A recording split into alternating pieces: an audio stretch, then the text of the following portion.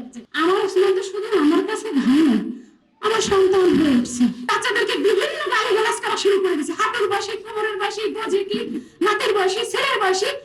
আমি বলি এই বয়ান যারা তৈরি করছে তারা সবাই আমার ওসমানের মাথায় গুলির জন্য দেয়।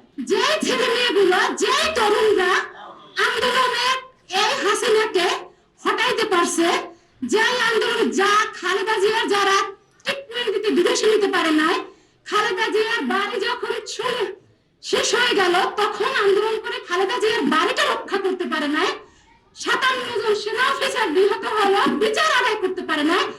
এই তরুণগুলো কিন্তু সেই একটা রাস্তা খুলে দিছে। সেই রাস্তা যখন খুলে দিল, আমাদের প্রবীণদের কাজ ছিল ওই তরুণদেরকে কাছে এনে ওদেরকে হাতে কলমে আমাদের রাজনীতি শিখানো। আমরা হাতে কলমে রাজনীতি শিখাতাম, আমরা কূটনৈতিক সম্পর্ক কিভাবে করবো শিখাতাম, আমরা কালচারাল লড়াইটা কিভাবে করবো শিখাতাম, ভারতীয় আধিপত্য মুক্ত কিভাবে থাকবো শিখাতাম। সেটা না করে আমরা হাত ছেড়ে দিছি বাচ্চাদের, এবং বাচ্চাদেরকে বিভিন্ন গালিগালাজ করা শুরু করে দিয়েছে, হাঁটুর বয়সে, কোমরের বয়সে, বোঝে কি, নাতের বয়সে, ছেলের বয়সে। আমি বলি এই বয়ান যারা তৈরি করছে তারা সবাই আমার ওসমানের মাথায় গুলির জন্য দেয়। সানশাইন আটা ময়দা সুজি, ভালোবাসায় তৈরি। শুধু ভারতের উপর একা হবে না, এই ভারতের মধ্যে যারা আমরা আছি তারা কারা? আমরা বাংলাদেশে না, আমরা কি ভারতের নাগরিক? এই খালি ক্ষমতা লাগবে, টাকা লাগবে, এই জন্য চাটে, খালি চাটে, এত চাটাচাটি লাগবে কেন? 40-এর পরে আওয়ামী লীগ যখনই ধরে নিয়ে যায় অন্যান্য রাজনৈতিক দলরা তাদেরকে নিয়ে ছাড়াই যাবে।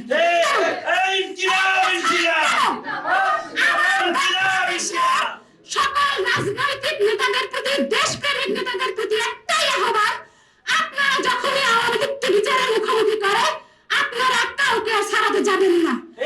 আপনারা শোনেন, আমাকে অনেকেই বলে ব্যালেন্স করে কথা বলে, আমার ঘর বুঝে ব্যালেন্স করে। আমার আর ব্যালেন্স কি আছে? কারণ আমার ওসমান আছে। আমার ওসমান তো শুধু আমার কাছে ভাই না, আমার সন্তান হয়ে উঠছে। আমাদের ভাই বোনদের কাছে এই যে সারা পৃথিবী যদি আমাকে বলে যে আমি আপনার ভাই, আসলে কি আমার ওসমান হতে পারবে? এটা সম্ভব? ওসমান হতে পারবে? এটা সম্ভব? এটা সম্ভব না। বিপ্লবীদের প্রতি প্রবীণ রাজা, আমি এই কথা আপনাদের সামনে যেটা বললাম, এই কথা আমি প্রধান উপদেষ্টার কার্যালয়ের সামনে বলে আসছি, বিএনপির অনেক সিনিয়র নেতারা ছিলেন সেখানেও বলে আসছি যে আজকে যে আমার বাংলাদেশের মাথায় গুলি, এই জন্য প্রবীণ রাজনীতিবিদরা দায়ী।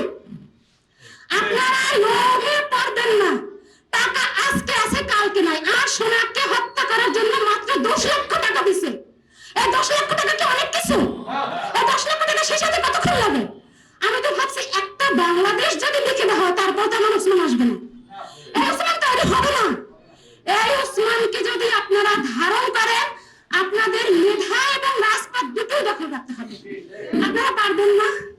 আমার ওসমান বলতো আমি কিছু ছেলে মেয়ে তৈরি করে রেখে যেতে চাই, মানে আমার শোক, আমার কাছে আমি বিশ্বাস করি শক্তিতে ফিরে আসবে।